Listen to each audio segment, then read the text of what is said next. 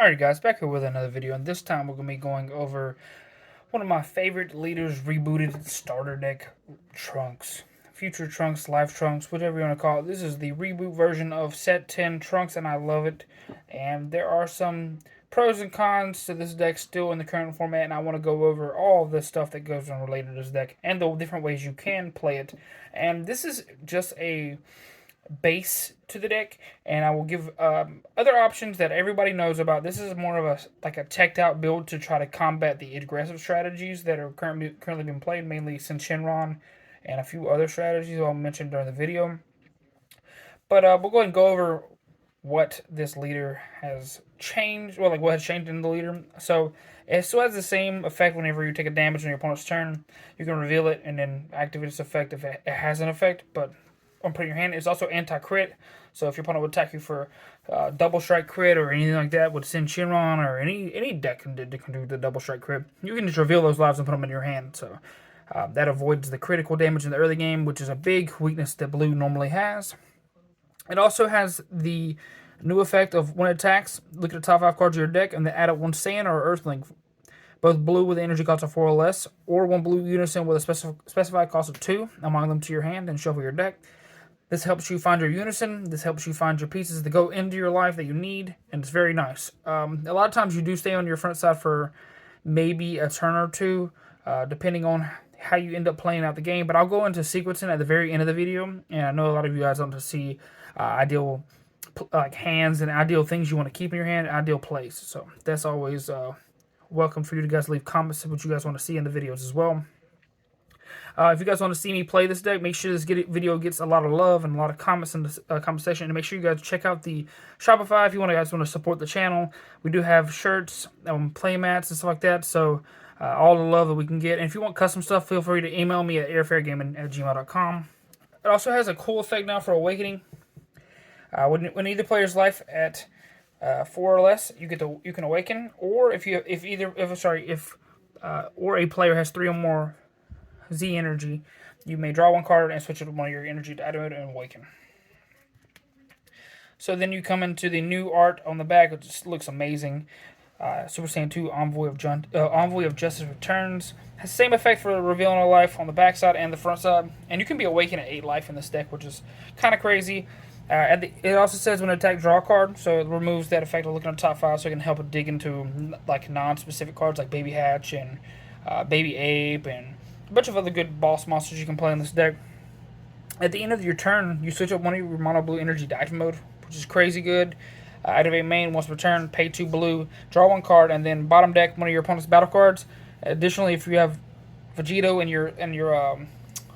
in play, your leader gains 10k power and double shot for the turn, and that is just amazing in itself. And hold on one second.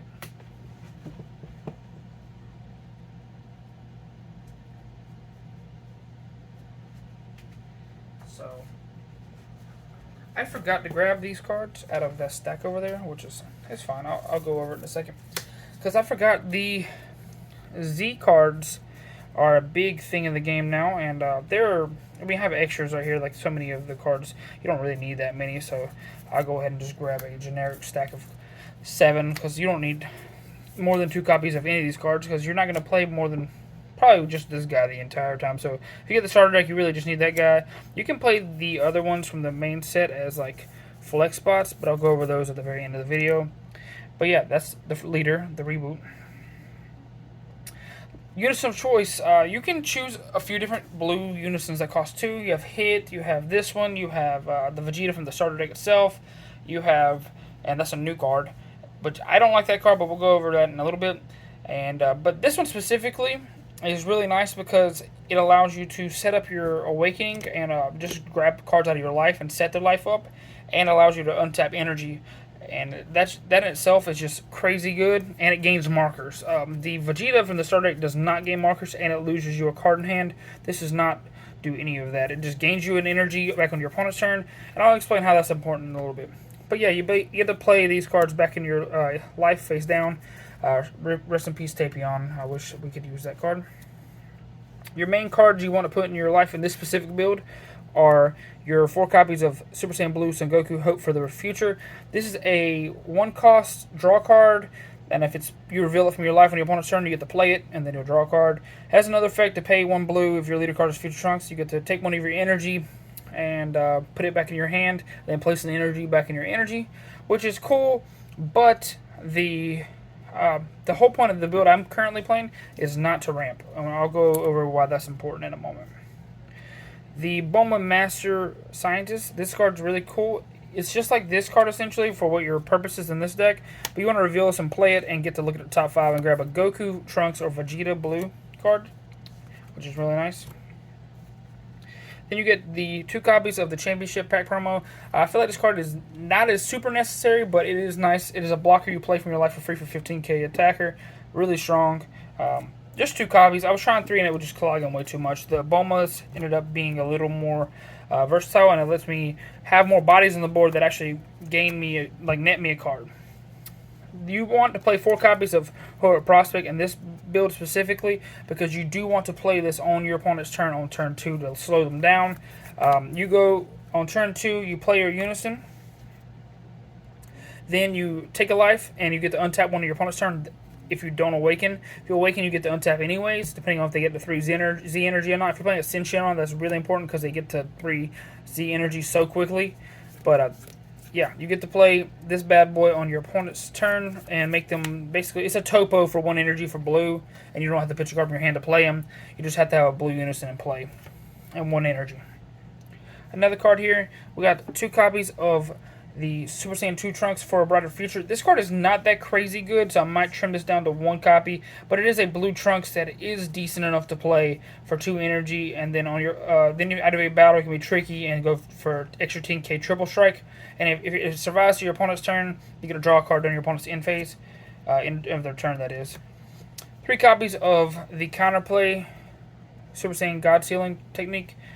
This card is super good at stopping things from coming into play, and really powerful card, but it is a -1, and it's also a trunk that's easily searchable in this deck, so 3 copies is fine.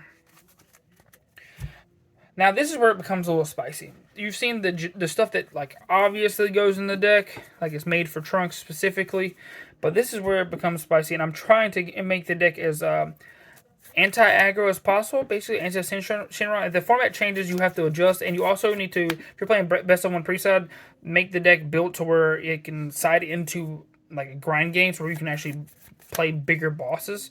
But you have a lot of that inside of your Z deck, which is what this card is really. It's a barrier, deflect, blocker for 30k triple strike, which is really powerful in general, but you have to be prepared for all types of decks in this format. But I just have a feeling this is a pretty good strong because there's a lot of removal, and it's good at taking care of hand with the Z card. But this is an anti-blue card. This is mainly a barrier card. Its purpose is being a barrier 1-drop Saiyan that you can you can grab this off the top 5. So it's anti-meta against the Super Saiyan 3 decks playing D Magic. Because whenever your opponent switches one of their energy to active mode using a counter skill, which is just D Magic or Whis' Coercion, you get to place one of the cards in their life, and one of the cards in their energy, you're going to place in the drop area. So, but mainly it's a barrier Saiyan, this will 1 cost. And you'll see why that's important in a second. Then we got 3 copies of the Son Goku Calamity Challenge. This is one of the most non-budget friendly cards in the deck, but it is a 1-cost deflect blocker that draws your card if you have 3 or more energy, and your leader has to be a blue Saiyan. The other effect is not important because your leader's not Trunks Youth, it's Trunks Future. But it's a really good blocker for 1, and it draws you a card. Alright, and then you got 3 Hirudegarn, a Curse Destroyer. Now this is the spice. Shout out to Ian and Aaron, the twins. They were playing this inside of their blue decks, and I thought about it. I was like, there's no reason to not play it in this deck. Mainly because when you play it for 3, it's a 30k deflect battle card that when it attacks, it makes your opponent top deck a card in their hand, as well as you get to pop one of your mini 1-drops that you play. 1-cost cards that you've seen, all those cards you play, even the ones you play for free, and you get to take the top card of your deck and place it in your energy.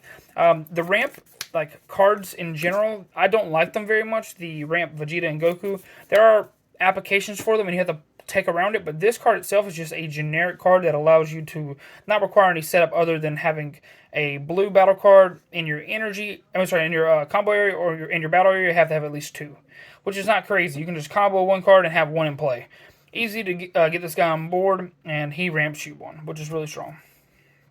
And your leader gets to untap 1 of the inner turns, so it's free. It's safe to play this on 3 energy in this deck specifically, and not have to worry about your energies being completely tapped out.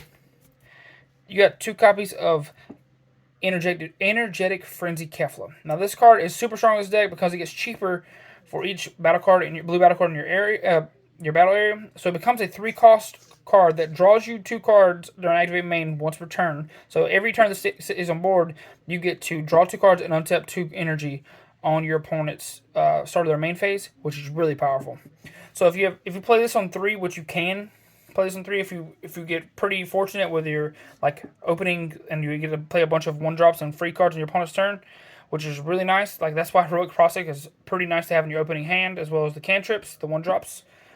Basically, this becomes a draw 2 on turn 3 that gives your energy back, because you're going to get 1 back from this and 2 back from this. So in your opponent's turn, you're going to have 3 energy, which is really powerful. Then you got 1 copy of the tech cards, Super Saiyan Vegeta, the Interceptor. This is a counter, dual attack, 20k, and yeah, this card places 2 of your opponent's battle cards on the bottom of their deck. So I would side deck at least 1 more copy. This card does not have a deflect, so it won't get the on-play auto if it doesn't come into play. So you have to keep that in mind when you're playing this card. And it is a 3-cost 20k dual attacker, which is really powerful. Then you got 1 copy of Baby Golden Avenger. Could play a 2nd copy of this card in this, and maybe in the side deck specifically because of blue matchups in the mirror. But this is a triple striker counter that stops a counter skill, and it comes into play. Bounces 1 of their opponent's cards, puts it on the bottom of the deck, ignoring barrier, and draws a card. It's a really strong card. Baby Hatch, this is the best blue secret rare still. The other Goku is kind of semi-searchable off of this Bulma. So if you want to go that route, and you want to see your secret rare, your blue one, this card can help you find it, which is really cool. Because there's no energy restriction on the Bulma. But yeah, keep that in mind. This card is just broken. Skip your opponent's turn. In some cases. Most cases. 4 of the Vegeta Super Combo. This is the best one. It is from the starter deck as well. This is just the 4 copies. Bottom deck, 1, draw 2. And it's a Saiyan, so you can help find it off the leader. Just the best option to help you make sure you don't clump on extra cards in 10Ks, because there are quite a number of 10Ks and extra cards in the deck. 2 of the extra cards I was talking about. 4 copies of Senzu Bean, staple. 3 copies of Shield Army's Reinforcements. This card is really good because it can trigger your life effects by taking a life.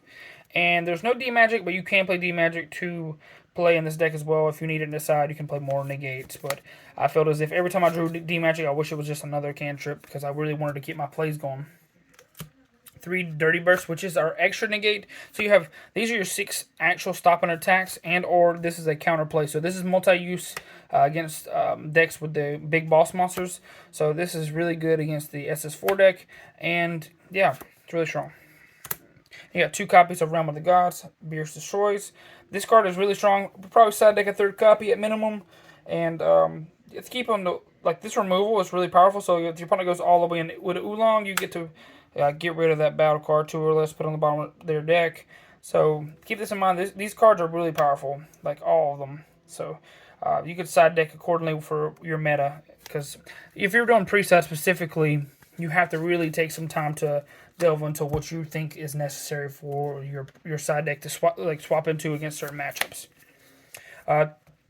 To the Z extra deck, which is really interesting. My first extra deck that I've had to do for a deck profile in regards to DBS with the Z extra deck, which was really cool to me. But this card is specifically made for the Trunks deck. If it's because you can play this in any blue deck, but you won't get the extra effect. If your leader card is a Trunks feature card, when this card attacks or activates blocker, you may add 1 card from your life to your hand. If you do, add 1 card from your hand to your life. And if you do, add 1 card from your life to your hand. So you get to cycle those cards and get to play the cards in your extra deck that you're in your life that you really need, like that blocker Trunks to play on your opponent's turn, to get another extra blocker on your opponent's turn, and bounce a card, because it bounces a card 4 or less, which is really cool. Or bounces a battle card in general. But at the end of your turn, switch card to active mode. choose up to one of your opponent's battle cards and place it on the bottom of their deck, and your opponent places one card from their hand on the bottom of the deck. So you get to basically mitigate the hand size your opponent has, while generating so much hand advantage with the Keflas, and the effect of your leader draws 2 on your opponent's draws 2 if you pay the 2 in your attack, so you get to draw 2, which is really nice. So every turn you can remove something if you have the energy by paying 2. And then if this guy's in play, you get the double strike and 10k, which is why you don't see Champa in the deck. And this is a triple striker. So if you get to the later parts of the game, 25 double, then 30 triple is really nice to have. But 2 copies of that is fine. I got 2 copies of Cell. This is a removal for board, which is really nice. So keep that in mind when you're playing as blue. Almost every blue extra deck will have this. I'm pretty sure all of them will anyway, Jerome. This just gets to choose all your opponent's battle cards with 5 cost or less and place them under this card. And then if he has one or more cards under his card, activate main. You get to place all of them in your opponent's in your owner's drop area. Switch card to active mode. Additionally, if you place 4 or more cards in the drop, this card gains triple strike for the turn. So it's crit, swing, activate main, restand this, and you get to pitch all those cards, gain triple strike if you got rid of 4 cards, which is really cool. So triple strike crit. So potentially 4 damage, which is really nice. And this is the promo that you had to pull from your starter deck. This is a really cool card. If there are one or more Trunks cards, Trunks future cards in your Z energy, when this card attacks again 10k, so it becomes a 15k that costs 2 Z energy and 1 main energy. This card costs 3 energy and 2 Z energy. This card costs 5 energy and 3 Z energy. So a lot of times these other cards don't come up, mainly just this one, but this one for sure can come up. And then if there are, you get to activate main. If there are one or more Trunks future cards in your Z energy during your opponent's turn, the first time they will attack with a battle card with the energy cost of 5 or more, negate the attack at the start of your opponent's battle step, which is really cool. So you get to stop an attack if they are playing bigger cards. Then you have this Goku Awaken Onslaught. He is not that crazy. Auto place one of your Z energy in his owner's drop. At the end of your turn, remove this card from the game. Then choose up one of your opponent's battle cards with energy cost of 5 or less and place it at the bottom of their deck. So it's a removal at the end of turn. So 15k for 1 energy and costs 3 Z energy. If your leader card is a mono blue and you discard 1 extra card from your hand, draw 1 card and this card gains critical for the turn. So if you have an extra, if you really need a crit swing, this card may come in handy. But you can basically, if you wanted to, you can go 2-1, 1-2, 2-2, and you can basically mess it up how you want. We're going to continue to get more cards of the extra deck, so a lot of these cards will probably just be like one-ofs and maybe just 2 Vegito just because it's that powerful. But I thank you guys once again for checking out my videos, and check out the team talks and make sure the love for our team on the videos that we post. We do a lot of we're going to be doing a lot of team talks and a lot of gameplay videos, and shout out to Corey for doing those.